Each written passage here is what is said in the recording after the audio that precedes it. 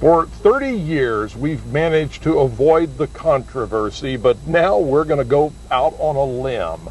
Hi, I'm Bob Phillips. This is Texas Country Reporter. You know, in Texas, barbecue and chicken fried steak are religious icons. Everyone has their favorites, their personal beliefs about where you find the best of each. Now, so far anyway, we've managed to stay out of the middle of all of that, but now I've decided to go out on a limb, tell you what I think, and believe me, I've tasted it all.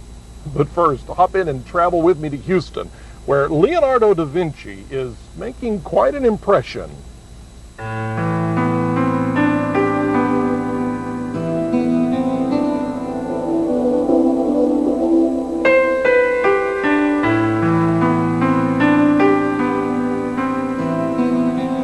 I have to keep a few things in mind. One, light. I like natural light. If dreams could come to life like a painting on a canvas, then Valentene Rice would be whisked back 100 years ago, standing in Monet's garden, speaking French, making images appear with broad brushstrokes, letting the eye fill in the detail.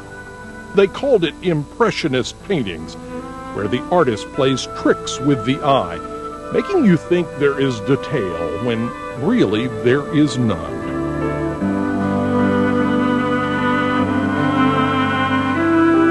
You're looking at an impression. You want to get an impression in your mind with your eye or the camera of an object or a scene. His inspiration and life study is never far away. The great Leonardo da Vinci, the man who's been dead for nearly 500 years, is Valentene's mentor of sorts. Now, wait a minute. Leonardo da Vinci was far from being an impressionist painter. His works are filled with painstaking detail, almost like photographs taken by a camera. Yet we know that would have been impossible back in the 1400s. Or was it?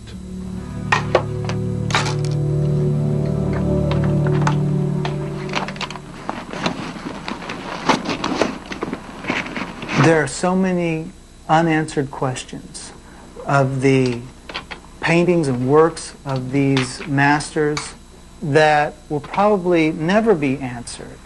And that is part of the lure of the artist's soul. We're going to go ahead and take this lens board off with the lens, and we're going to replace it now with no lens. We have inside this lens board a little hole that's drilled into a brass plate. We're going to put that in there. This is called a pinhole. And that just means that there's no lens, there's no glass. We're going to be taking a picture right through that little brass plate with a pinhole drilled into it. 1, 2, 3, 4, 5, 6. We're using Polaroid film. Oh yeah, that's a nice one. Valentene Rice is taking pictures in a black box with no lens, just a tiny pinhole. And it's a practice that he can trace back to good old Leonardo. Pinhole cameras go back to the time of Leonardo da Vinci. Around 1490 is when they figure his drawings of these boxes with holes that gather light were created. He called it camera obscura. Now, at the time of Leonardo, a room could be closed off except for a very small hole. Everything on the outside of that room would be projected through that hole into the room. Upside down, of course, but it would be projected into the room. Now, here's where historians and art lovers get their feathers all ruffled. Some say that the great Leonardo da Vinci and many other of the great masters may have, well, they may have traced their paintings.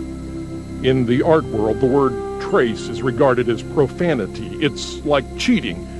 And with the camera obscura Leonardo fooled with, then he could have traced around the projected image right onto his canvas. While the debate grows, so does the fascination with dark boxes and tiny holes, the most primitive form of photography.